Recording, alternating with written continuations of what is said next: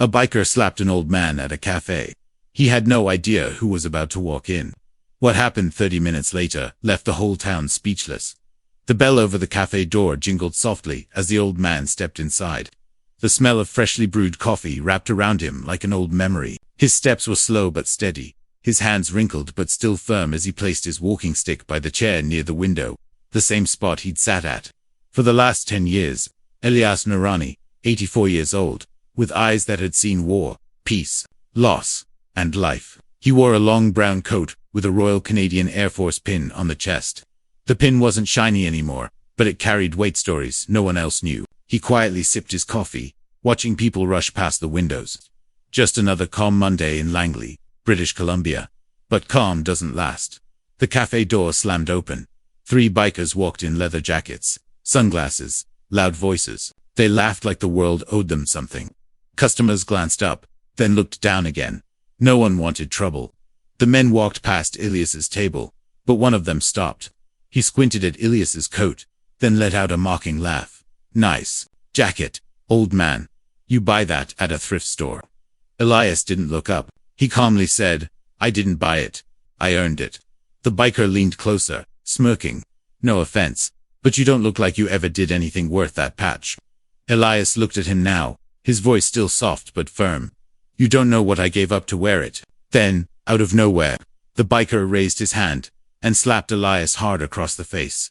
A loud gasp spread across the cafe. His hat fell to the floor. Elias didn't fight back. He just sat there, quietly. One woman covered her mouth in shock. A barista dropped a glass. A young man in the corner slowly pulled out his phone, not to record, but to text someone. A name, a number. A son. The bikers laughed again and walked toward the counter like nothing happened. But the clock on the wall was ticking. Tick-tock. Elias picked up his hat with shaking fingers and placed it gently on the table. Outside, the wind picked up slightly. The barista looked at the door, then at Elias, her face pale. A storm had just started and, not outside, inside. Because what none of them knew was that in 30 minutes, someone was coming. Someone who never forgave disrespect. Someone who wore the same uniform Elias once did, only with medals the world couldn't ignore, and when he walked in, everything would change. The cafe was silent, like someone had turned off the sound of the whole world.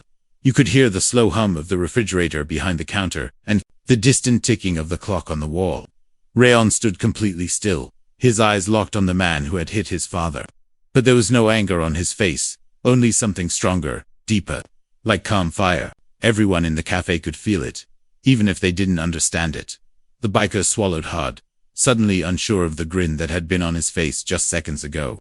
He looked at Rayon's uniform, at the clean rows of ribbons and medals, and for the first time, he seemed to realize that this wasn't just some man in a costume. This was someone who had seen war, who had led men into danger, who had likely faced things no one in that room could imagine. Rayon didn't raise his voice, he didn't even move closer. He simply turned to the staff behind the counter and asked, who saw it happen? The young barista raised her hand slowly, almost scared. "We all did," she said softly. He slapped him for wearing the jacket. Rayon nodded once, looked back at the biker, and then turned to the crowd. "My father," he said, his voice steady and full of weight, "once repaired a transport truck while bullets flew overhead. He stayed under that truck until the engine started and the soldiers could drive it to safety. He didn't run, he didn't hide, he served." The biker opened his mouth like he wanted to say something, but nothing came out. No one spoke. Not a whisper, not a laugh. Even his 2 friends had backed away, pretending not to know him. Rayon stepped forward, not to fight, but to stand beside his father, placing a hand gently on his shoulder, like a shield. He didn't say another word. He didn't need to, because in that moment, without throwing a punch or raising his voice, he made the entire room understand what respect looked like.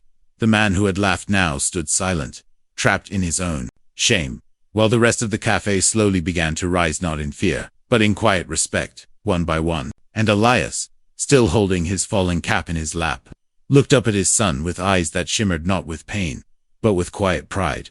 For a few long seconds, nobody moved. The air inside the cafe felt thick, like time had stopped and people had forgotten how to breathe.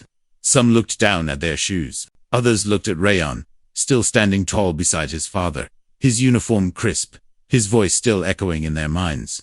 That one question he had asked, How many of you would stand up for your family if they were quietly disrespected? Kept ringing in everyone's ears, louder than the slap that had started everything. The biker, who had once seemed so full of himself, was now staring at the floor, his hands twitching slightly as if he wanted to disappear. Rayon didn't touch him, didn't raise his voice, didn't say another word to him.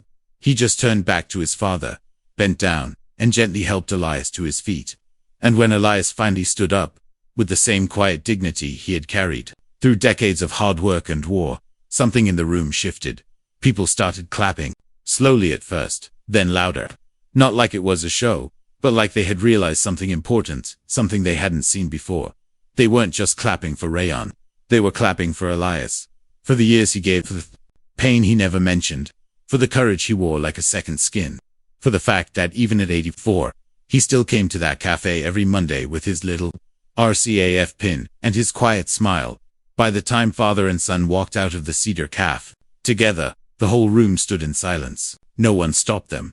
No one even whispered. They just watched like something sacred had passed through the room. That night, the cafe owner uploaded the CCTV footage to a local community page, saying only, "Sometimes, strength walks in quietly." Within hours, the video went viral.